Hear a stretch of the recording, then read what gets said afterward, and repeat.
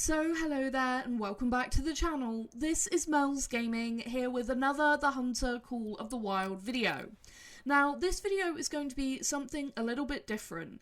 In this video I'm going to talk about how I would go about approaching any grind for any species here in The Hunter Call of the Wild.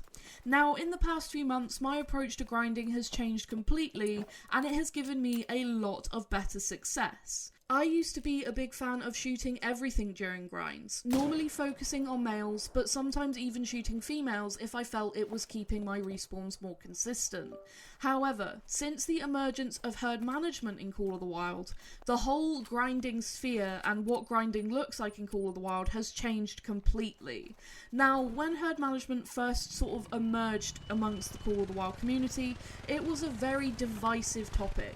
There was people who were very much for it, people who were very much against it. I had my own opinions, and in the beginning I really didn't like it. I thought it could cause damage to the game, and the community, and the value of trophies.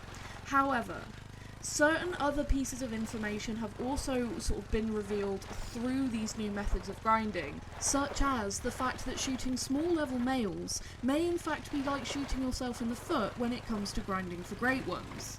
Now, after being told that piece of information, I had to rethink how I grind completely, because it doesn't make sense for me to be working towards a goal of getting a great one, for example, whilst actively shooting myself in the foot by shooting everything, including these small level males. So, I had to rethink, and I had to change up my grind strategy. So, that led to me leaving smaller level males. Now, what level males you leave depends on the max level of the species you're grinding. I'll put a little graphic up on screen to help explain this, but basically, if the animal maxes at level 3, for example whitetail, you want to leave level 1s. If the animal maxes at level 5, for example moose, you want to be leaving level 1s and 2s. And for level 9 animals, I have been leaving levels 1, 2 and 3. Now, this isn't a herd management guide. I have to say this right now when I actually talk about this. This isn't a herd management grind. This isn't telling you how to go and do herd management, because the herd management grinds out there may very well tell you to leave extra levels, especially for level 9s. They may tell you to leave everything below level 5. These are just the levels that I have been leaving that have been working for me. So on my whitetail grind, I have been leaving all level 1 whitetail.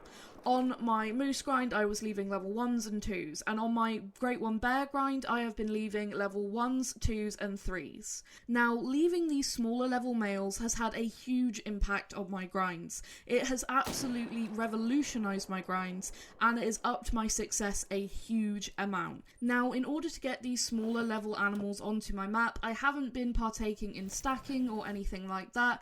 I have just been allowing these animals to spawn naturally on the map.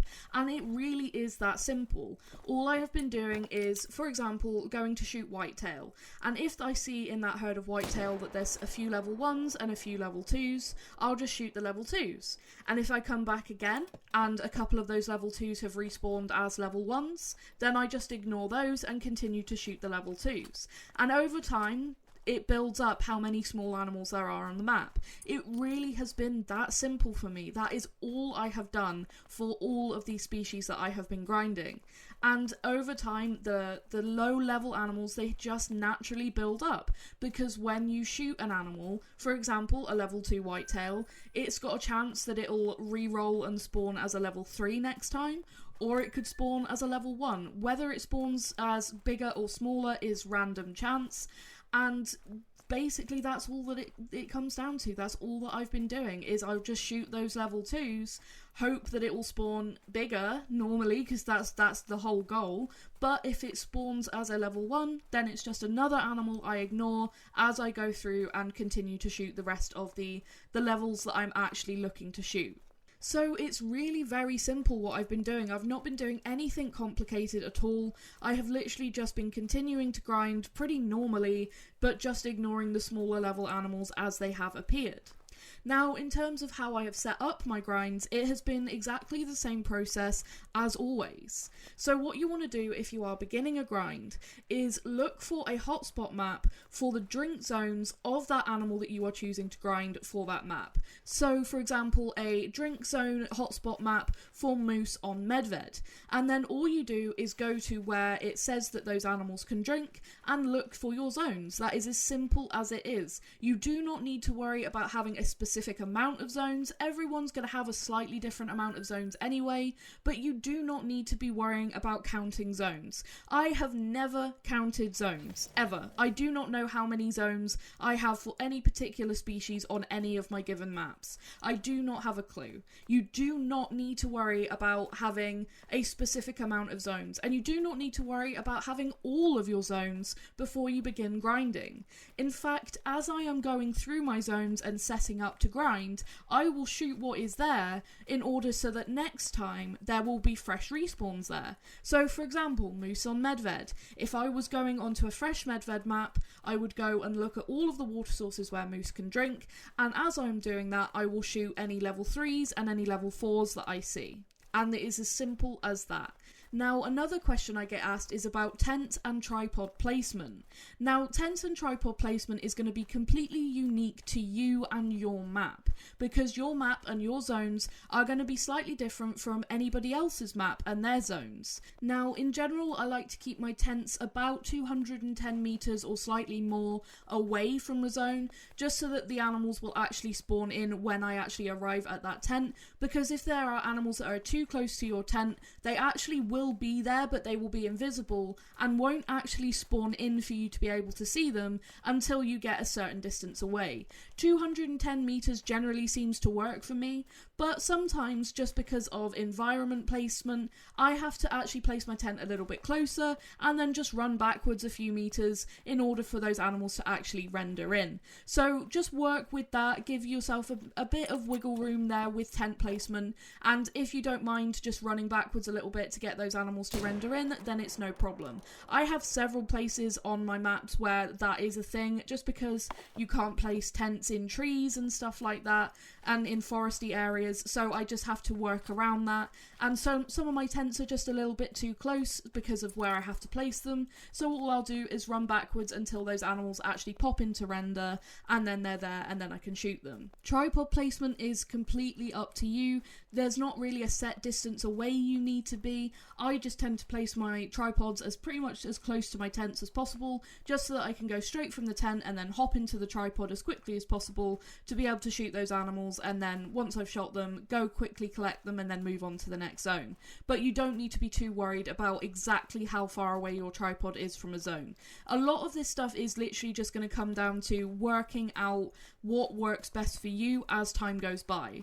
And something I would recommend with tent and tripod placement is to obviously try and cover as many zones as efficiently as possible. So you've only got a specific limit of tents, so you can only use 16 tents on a map at once. But you're going to have way more than just 16 zones, especially to begin with when you first start grinding for any particular species. Once you've got things down to a bit more of a routine and a bit more of a route, and you've got your zones that you're focused on that have those higher level animals in them, then you can move things around again and make it even more efficient. But in the beginning, try and use your tents to be able to cover as many areas as possible. So you may have one tent that covers maybe 4 or 5 zones, and then you may have another tent that covers a few more zones as well, and just try and use those tents to be able to cover those areas as quickly as possible. That's all it comes down to, is trying to make yourself as efficient as possible.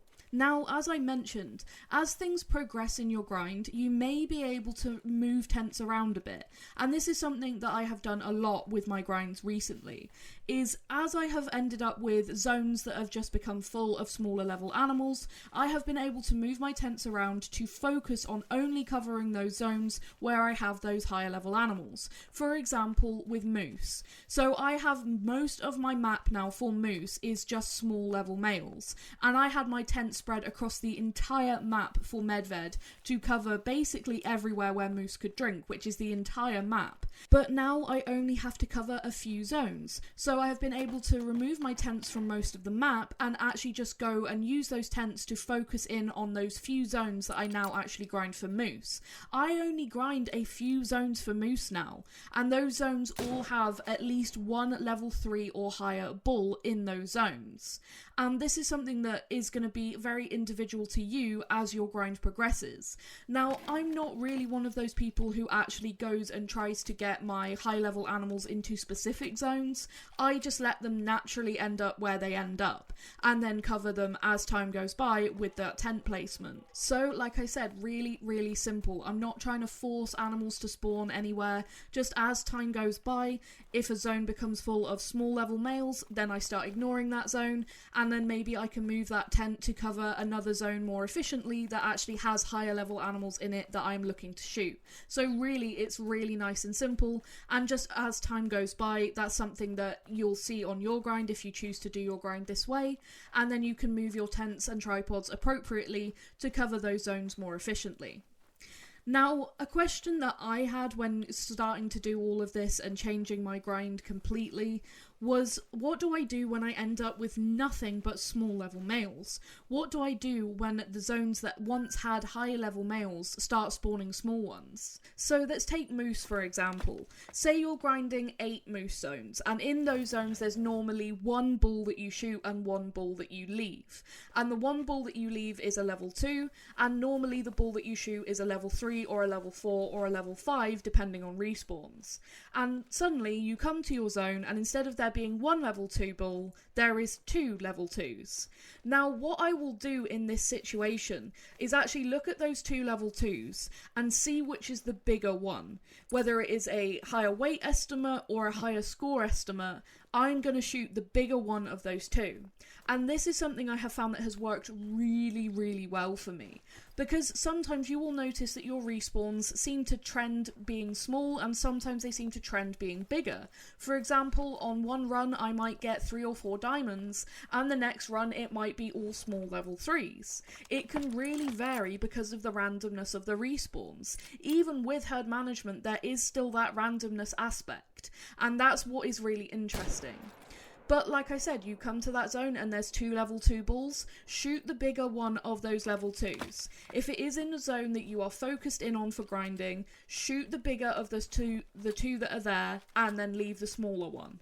And that is all that I have been doing, is shoot the bigger one each time, and that has been working really well for me. It happened a few times on my moose grind, even recently, where I've been having so much success, where I would do a run and come to one of my good zones, and instead of there being a level 2 and a level 4, there was 2 level 2s. And so, like I said, I would just shoot the bigger of those level 2s, and then when I'd come back next run, it would probably be a level 3 again. And that's basically it. That's as simple as it is. Just shoot the bigger one. Always shoot the bigger one. And that's all I've been doing, and it's been working really well for me. Basically, the whole principle of this is just shoot the bigger ones and leave the smaller ones. And if you are looking at 2 smaller animals, then shoot the bigger one. Something I always try to do, though, is leave minimum weight estimate animals. So whether that's whitetail or moose or black bear, if they are in that minimum weight category, for me that's an animal I'm always going to try and leave.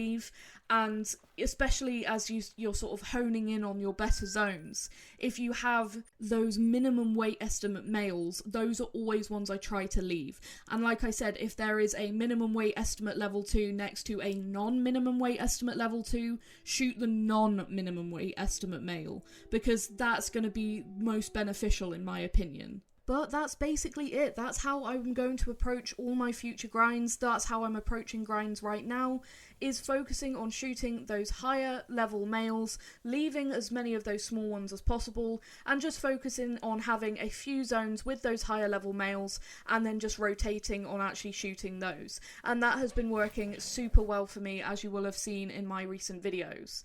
Now, something I do just want to talk about before we come to the end of this video is the widely discussed topic as to whether herd management tactics actually do have an effect on Great One spawns. Now, I have to say, after changing my personal grinding techniques and adopting herd management techniques and using those in my grinds, I have to say I am more than 100% convinced that herd management does in fact have an impact on Great One spawns. And it's not just from my own personal experience, but from seeing everything I've seen in the community with people using herd management and getting Great Ones way more frequently. I am more than 100% convinced it does have an impact.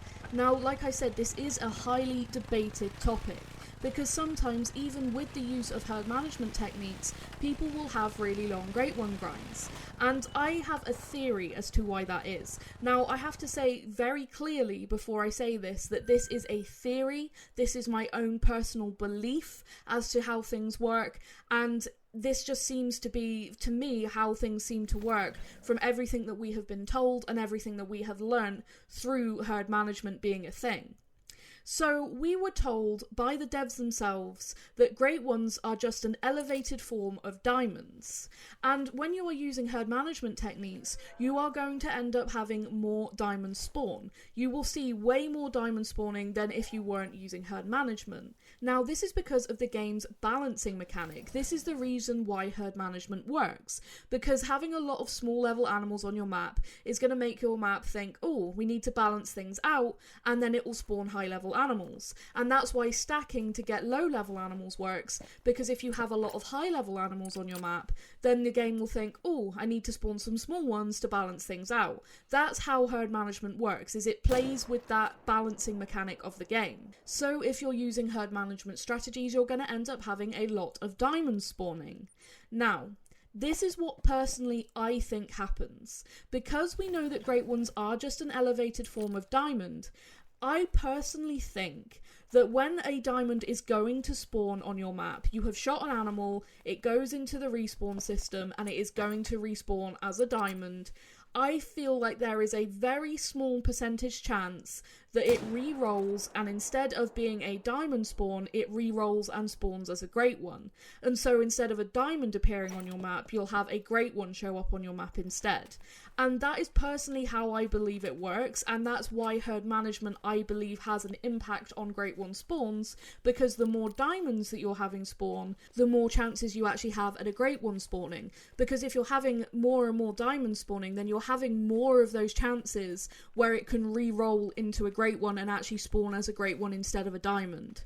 Now, I hope that makes sense. It's quite a tricky thing to explain, but personally that's how I believe it works, and I think that that is why herd management does have an impact. In general, if you take a look through the community, people using herd management strategies end up getting more Great Ones way more frequently than those who aren't using any herd management tactics at all. And because it is still an RNG factor as to whether you get lucky enough for one of those diamonds to actually turn into a Great One, that also then explains to me why sometimes those grinds, even with herd management, can sometimes go on for longer. Because if you just don't get lucky for one of those diamonds to roll into a Great One, then obviously that grind is going to go on for longer until one of those diamonds re-rolls and actually spawns as a Great One instead of a diamond. I really hope that makes sense. Like I said, quite a tricky one to actually try and explain, but personally that is what I believe ends up happening, and personally that is why I believe herd management has an impact on Great One spawns. But that is going to be it for this video. I really hope it has been helpful, and if you have any more questions, please feel free to leave them down in the comments. I hope I've made sense throughout this video, as there's been a couple of slightly more tricky things to try and explain, and I just really hope that I ended up making sense. But like I said, any questions, please leave them down in the comments, and I will do my absolute best to try and help. But that is going to be it for this one, so thank you so much for watching and for all your support as always, and I will see you in the next video. Thank you.